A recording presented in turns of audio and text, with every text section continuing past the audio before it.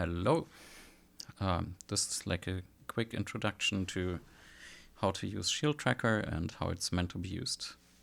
So when you start it, you end up on the main screen, as you can see here. And the tracker has 16 tracks. So you can move around with these cursor keys on the left side of the Steam Deck, or if your gamepad, can move around with it and like switch between the tracks that way. And so that in this main view, you create the patterns and you start the patterns and stop the patterns. And you can create these patterns independently on each track, and each track can have different instrument types. So if you want to use the tracker, so like you first need to set up the tracks with the stuff that you want. And to do that, like you first move to the track that you want to change. So let's use track 1. So you can also see at the top there are these labels T1 to T16. And then you press the left joystick and you press the X button. And this brings you into the track settings. And so in these settings dialogues, you again move around with the cursor. And then let's go to the type, and we can change this, for example, to chiptune. So we hold the X button, and then we press the cursor keys to set up, to change the values under the cursor. So let's maybe select chiptune, which is the easiest to use probably. So once we have that one selected, we need to go to update settings, and to execute this command, we press the A button. All right, so you can also see that the screen briefly flashed, and that means that the action got executed. And so you can see that we also have like these instrument settings here now. We leave these for now as they are. So the audio output 2 gets routed automatically to stereo, so to left and right. So nothing to do here. Now to leave this kind of menu and to always go back to the main screen, we can just press the left joystick. And so like depending on how deep we are in some menus, we have to press it multiple times, but at some point we will always end up in this main screen here. All right, so if we also look on the right of the screen, we can also see some info like the current time, the CPU load, but it also shows us for the selected track the name and what type is on it. All right, next let's create a pattern. So to create a pattern in the screen, you press A on an empty cell. So let's do that. And so now under the cursor, you can see that we have 0, 0. And patterns just have like this hexadecimal index, which refers to the pattern. And so we can do that multiple times. And you can see like each of these are new patterns. If we want to delete some value, we can press the X button and then the shoulder button up here. So this clicky shoulder button on the right. So we hold X and we press the shoulder button and we delete whatever is under the cursor like this. All right, so I deleted these other ones and we still have 0, 0. To edit the pattern, we again press the A button, so the same button that we also used to create the pattern. Now we are in the pattern screen, and so you can see like we have 64 lines, so the line numbers are in hexadecimal, and we have these different columns that we can move around in. And so like same as in the sequencer screen, if we want to change a value anywhere, we hold the X button and we press the cursor keys. So let's go to the top left, so the first step, and this one is the note column. So you can also see that there's like a note icon on the left from the cursor. It's pretty small. So if we hold X and press the cursor, we can see that we now inserted C5. And so this would launch the node, but we also need to kill the node or end the node at some point. So we can move the cursor down, and let's say we want to stop the node here. So we hold X and we press the right shoulder button. So that's the delete button, and it's overloaded here. So if we do that on an empty cell, it would create the node off. If we press it again, it would delete this node off. So with that, we can insert the node off.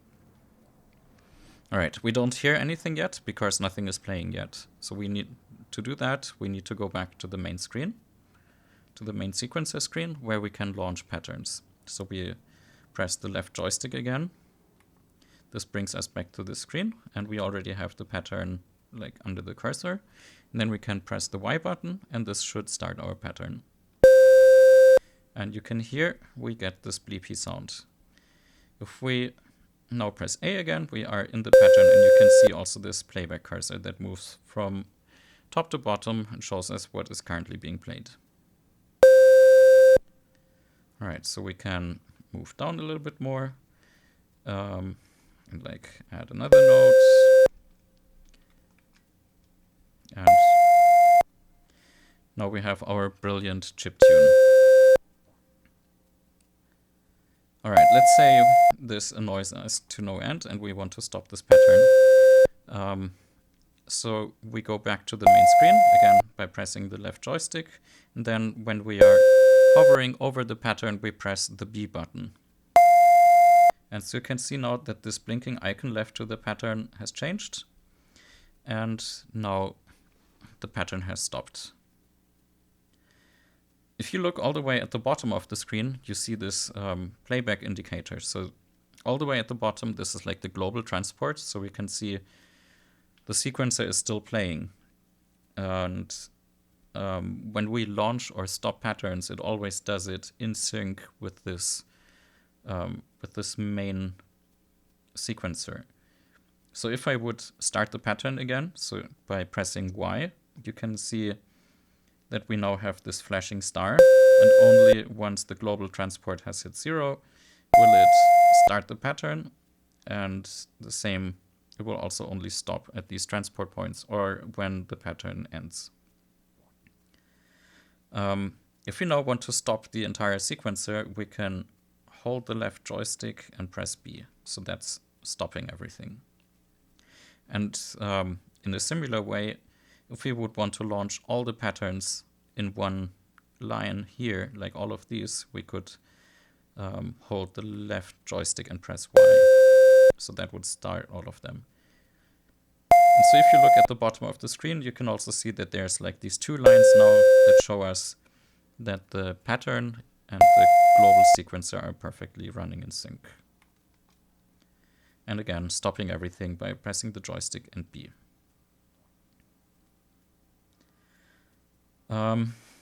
Okay, let's explore a little bit what other track types we have. So we could move to track 2.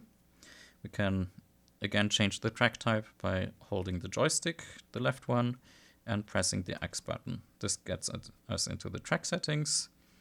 We move the cursor to type, hold X to change the value, and let's set it to breakbeat. My favorite, I guess. All right, so we have selected the type, and now we need to update the settings. So move with the cursor to update settings, press A, and the screen flashed, everything is great. We updated the settings.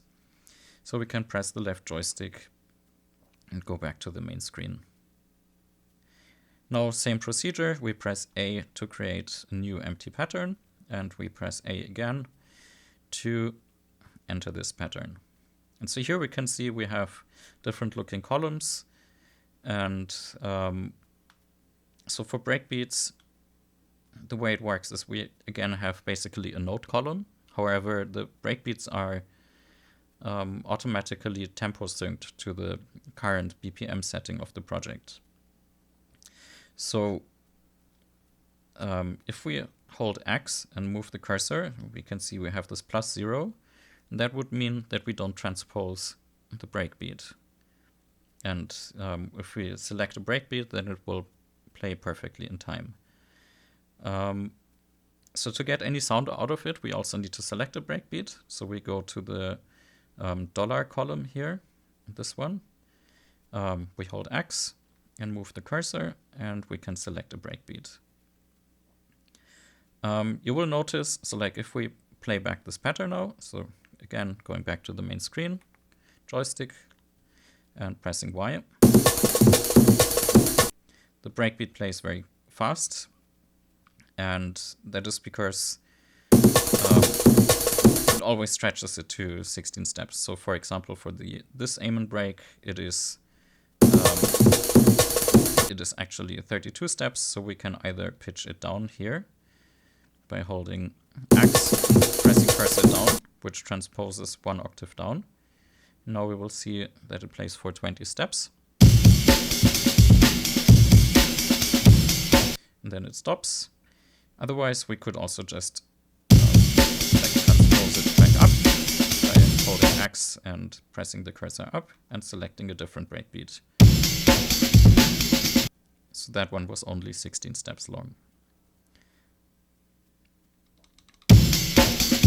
Alright, if we want to have this loop for the entire pattern, we just have to place multiple triggers, and so we can move the cursor down, hold X and press right, and insert this value here.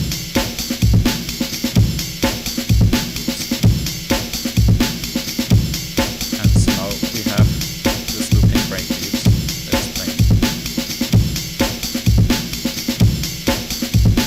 Alright, so let's go back to the main sequencer screen. So pressing left joystick, and let's change the tempo of the project. So to do that, we need to go into the project settings screen. And so pressing the right joystick always gets us into like settings menus. So we press it, we're in this menu here, and we can see the cursor is already focused on the BPM setting. So we can hold X and move the cursor. So we can hear that the breakbeat is automatically stretched so that it will still be perfectly in time. Another way to change these values, which I like in particular for the tempo, is we can hold the X button and we can then rotate this left joystick by basically drawing a circle. It's almost like having a potentiometer that we are dialing a value in. Alright, let's say this sounds like jungle. Alright, so to get out of this menu, we can press the left joystick again, and let's do some breakbeat slicing now. So we go back to the pattern by pressing A, and slicing is already built in. So we have this column with this @ symbol at the top, and that one is our slice column. If we want to move around the cursor a little bit faster, we can use these two shoulder buttons. These will jump up or down 16 steps. So if I press these, we can do these larger steps, and it stops at the top and the bottom of the screen, so just tapping this button a few times will always bring us up. Alright, so let's say we want to slice it. So we have these values that we can enter here. So they go from 0 to F, they are hexadecimal, and we have 16 slices automatically. So we can 0 here, which is the first, starts the first segment, and if I just repeat this a few times, then we can see that it will play the first slice of the break and then plays the rest of it. And we can also change these values here.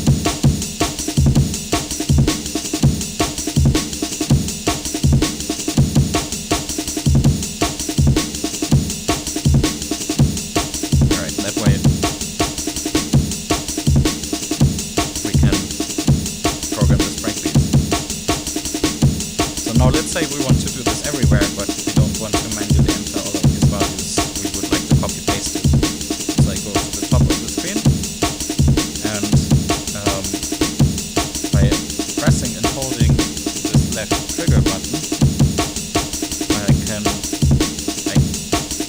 the meaning of these buttons here changes. So if I press the trigger and press X, you can see that the cursor is now orange. That means we are in the selection mode. So we can go down. That's what we want to select. Then we again press and hold the trigger, and we press the Y button. That copies the value. Now I jump down 16 steps. Press and hold the trigger, and I press A, and that's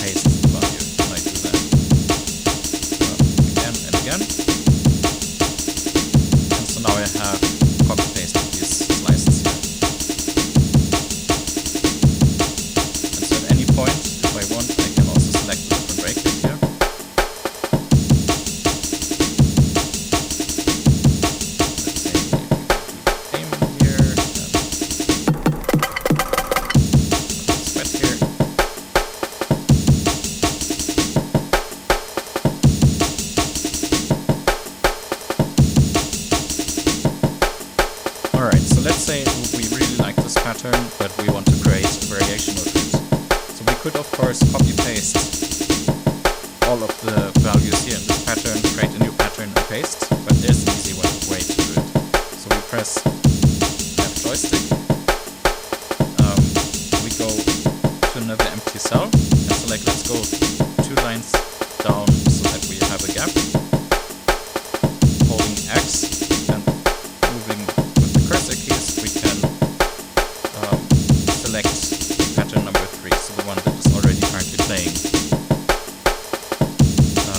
So these are referring to the same pattern. So if I would change the number 3 here, then like all of these number 3s, if I place them anywhere, it would change. If I want to create a copy of it, I can hold the X button and then press the A button. So now we can see, now we have number 4 under the cursor, and this is a copy of the previous pattern that we had. So if I would make any changes here, like let's say change this to different breakbeats, so we can see that we don't hear these changes. So that way I can, for example, start preparing a new variation of the pattern while the other one is still playing. So now let's say I'm happy with this new pattern that I created, so I can press the Y button to queue up, and now it will play this other pattern.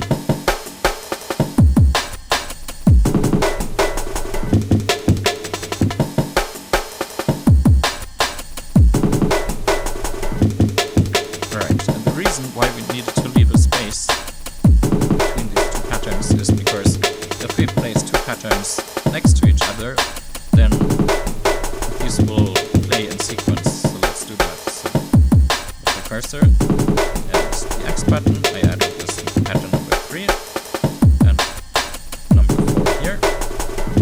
And if I now launch pattern number 3, you can see it plays this pattern number 3 here. And now it goes to pattern number 4 right below it.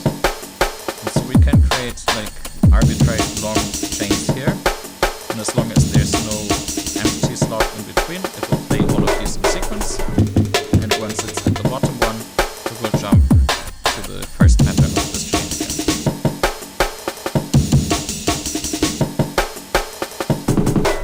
Alright, let's stop everything. So I hold the left joystick and press B, and everything is stopped. And so let's go back to these chiptunes. So it didn't really sound very chiptuney at all. So like it's just this annoying bleep.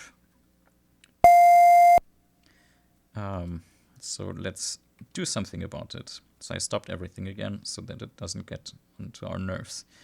So let's enter into the pattern again. And so you can see there are these hamburger columns here. And so these are tables. So these are sequencers inside of the sequencer, essentially. And so to create a new table, it works the same way as it does with the patterns in the main screen. So we press the A button on an empty cell. Now we see that we have this table 0, 0 under the cursor. And let's press A again. And so now we are in this table editor. And in the first column here of this table editor, we can input transpose values. So it will execute these lines and loop these tables and transpose the node that is in the main sequence using this value in the table. So for example, we can create a major chord here so we enter this in semitones.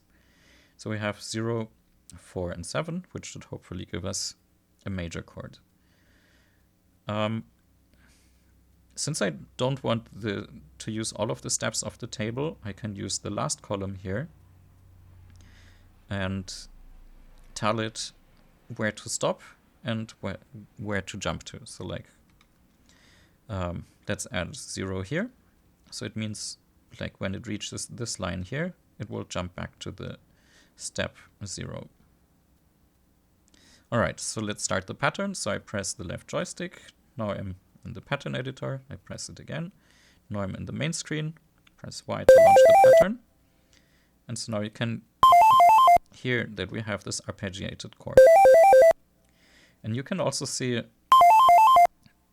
this visualization now of the table steps next to this column here. And so we can see that this table, it jumps between these 3 steps. And so if I would place the 0 here, for example, now we only get the first step. If I want to remove the 0, it works the same as everywhere. I just hold X and press the right shoulder button to delete the value. And we get this chord again. Now on the right, you can also see that there are these table settings. And so to reach these settings, I press the right joystick. So now I'm in this settings menu, and I can use X and the cursor again to make this faster. So the smaller the number, the faster it executes. So this is basically in subticks of one sequencer line. You can also make it slower. And if I want to adjust it faster, I can also press like cursor up and down, which gives me 3, which is basically half a step. All right.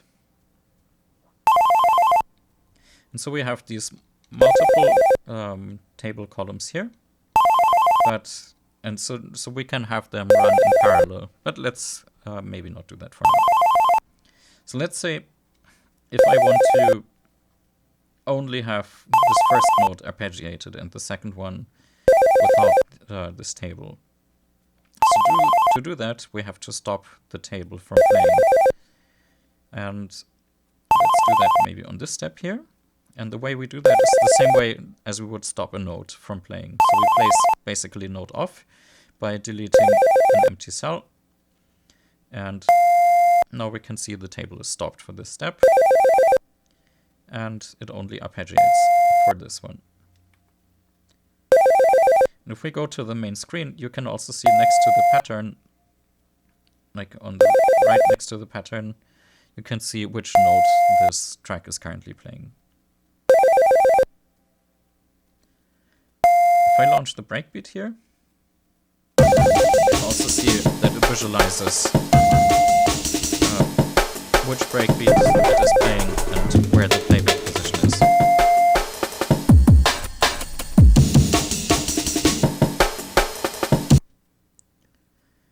All right. Let's maybe do some Midi sequencing as well. So again, we hold the left joystick, press X to get into the track settings. And we then need to set up the Midi channel. So we also have multiple Midi output ports, but let's keep that at 0.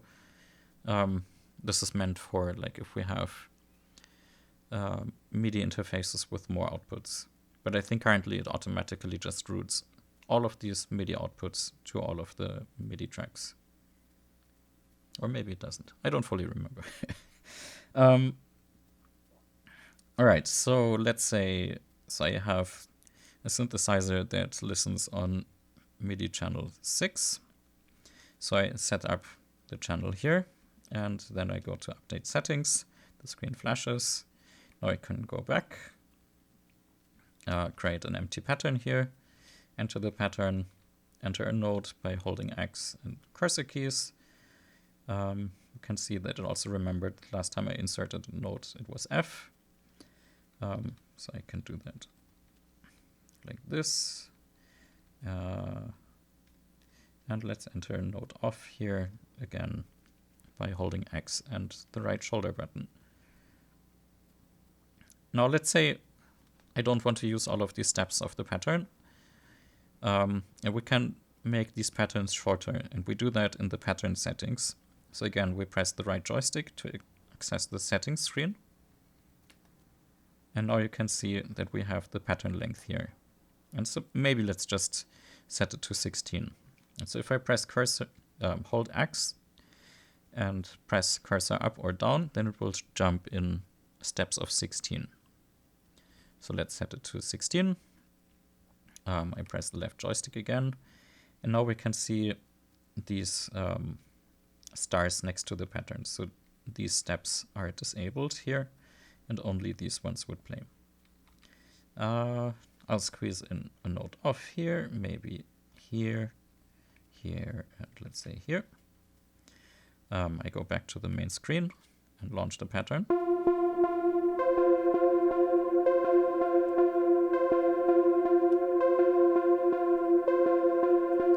All right, and now we have this synth playing these few beautiful notes that we put.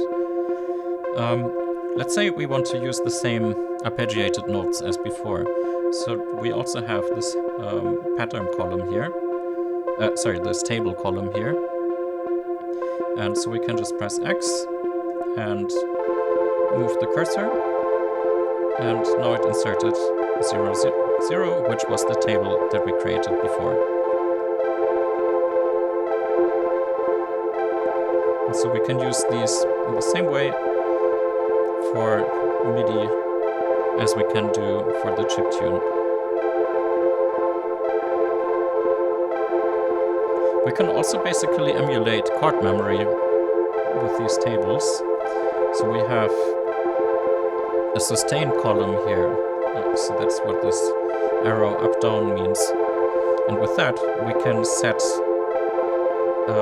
it's like a sustain pedal in this note column. So I set a 1 here.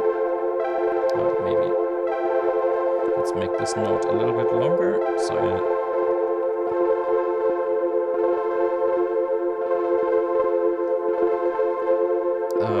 yeah, now you should be able to hear that we have a chord that is held for this step. And we can also verify that by going back to the main screen. So we can see, like in the beginning of the pattern, we have this arpeggiating note, and then it holds these 3 notes. Also at the top it tells us how many notes we are playing, which is useful for hardware synth where we have limited voices and we don't want to exceed the voices to avoid note stealing. Also, if you look at the bottom of the screen, you can now see that we have the global transport, which is still 64 steps long, but our pattern only has 16 steps, so it's shorter. And we could also create multiple copies of this pattern here. So all of these, like if I would, let's say we change the octave of this note. So now it happens in all of these patterns that are referenced here, because it's the same pattern. Let's say if you want to change the note for one of these patterns, again we can hold X and press A, which creates this copy. And now we can just, let's say, delete this note. And so now the other copies still have the note inserted, and only this one that we edited doesn't have the note. What you can also see now is that on the left we have this little dot moving through, which is the global transport, and then we have the cursor only when this pattern is playing. You can also change the table here. Again, we enter the table by pressing A, pressing the right joystick to access the settings. We can make it faster. And since all of the patterns reference the same table, it will use the same everywhere.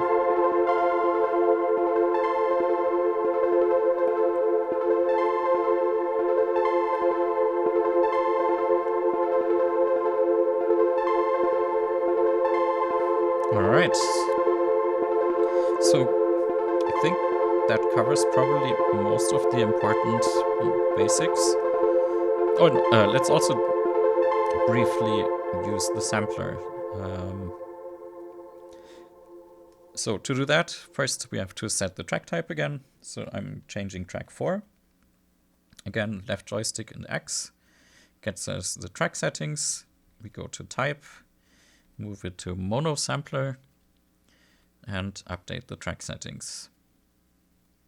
Then we press the left joystick and we are back in the main screen. So let's create a pattern. And we place a note. Let's just play C5, which is the default pitch of the sample. And if we launch it, we hear nothing. And that's because we haven't loaded a sample yet. So to load a sample, we need to edit the patch. And so here we can, in this column, this is the selector for the patch. So let's select patch 0, which is also selected by default. But let's make it as explicit. Then we hold the left joystick and we press A. And that gets us into this patch memory menu. And here you can see, if I hold X and move the cursor around, we can edit these different slots of the patch memory, but we are playing patch 0, so let's edit this one. Then we go all the way to the bottom. There you can see this is the sample path setting, and we press A, which brings us into the file dialog. So here we can move around with the cursor keys again, and yeah, browse through our directory tree. Let's go for the Windows 95, which comes with the sampler, with the tracker by default. And now we can hear our favorite sample. To leave this menu, press the left joystick again, and here you can see a visualization of the sample. And so it's just a coincidence that it almost lines up in terms of speed. So we can change the pitch here.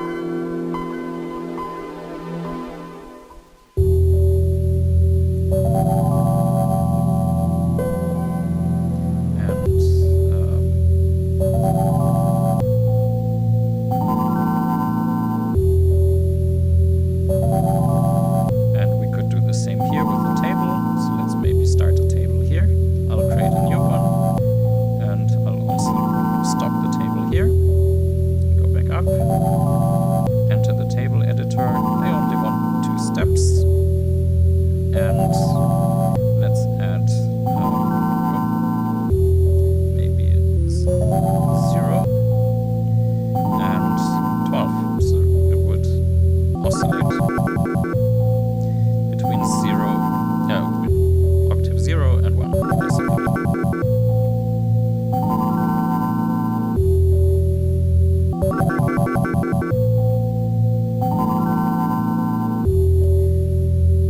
There's another set of columns that we haven't talked about yet, and that's the command columns. So these are the ones here on the right. And here you can do different advanced functionality. So you can hold the X button, and with the cursor keys you can go through these different commands, and as you can see there's quite a few of them. And if you look at the bottom left of the screen, you can see a description of this command. So we can see this one is the playback position, and we need to also set this argument of this command. So we move to the right with the cursor, hold X to change the value, and 0 is the beginning of the sample, and then it goes all the way to FF, so a hexadecimal number. If I press cursor up and down while holding X, we're jumping up in 16 megahertz. And so that way we would have essentially our 16 slices again.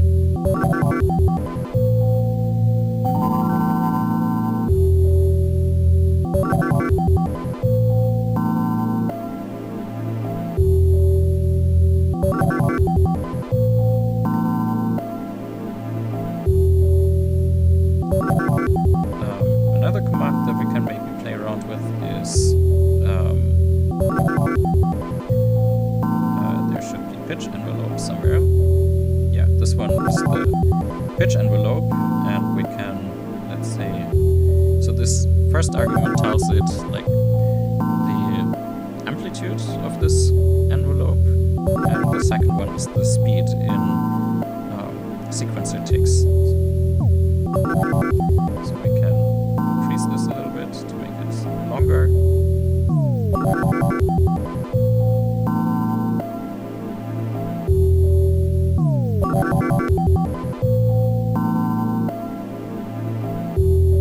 Alright, what we can also do is reverse the playback direction of the sampler. I think it's at the beginning. Yeah, this reverse.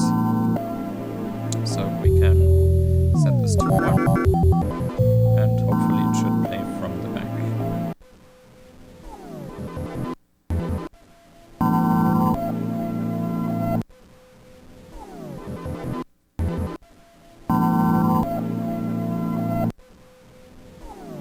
So maybe we can do forward here again.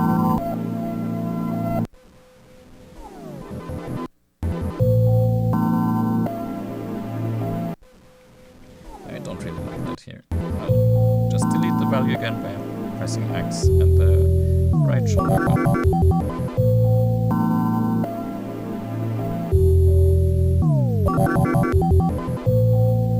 Alright. I think that shall be it for now. So like there's a lot of additional commands. For example, maybe I should briefly talk about this one here. So this one is step if, so it only executes this entire step when the trigger condition is true. So it's just like on an electron sequencer. So false here, no, this would never be triggered. So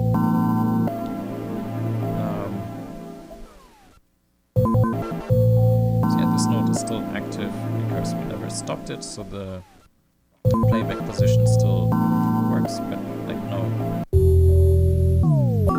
it should only play occasionally, I guess.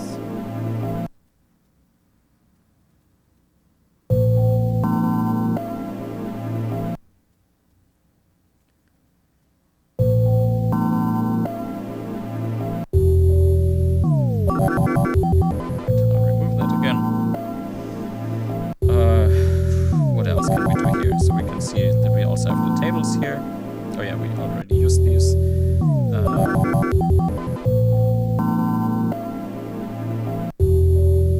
Yeah, I think that shall be it for now. Oh, like, let's do one last feature. So we go to the next track. We hold the joystick, press X, and set the track type to graphics. And so this one is like, this will change at some point, but if we put a non-zero value in this last X column, then we can get different background graphics if we launch this pattern.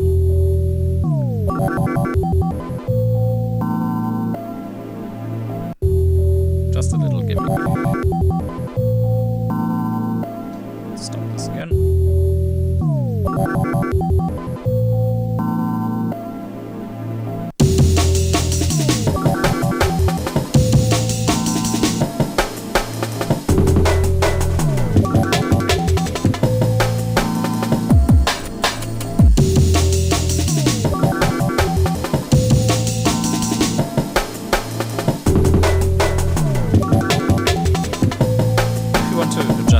A little bit, we can go to the track settings, so left joystick X, and at the top you can see we have this volume, so we can hold X and dial in the volume that we want.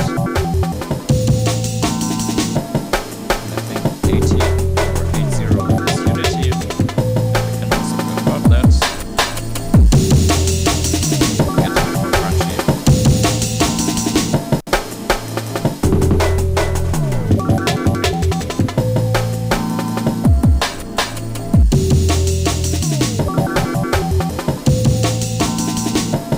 Alright, that shall be it.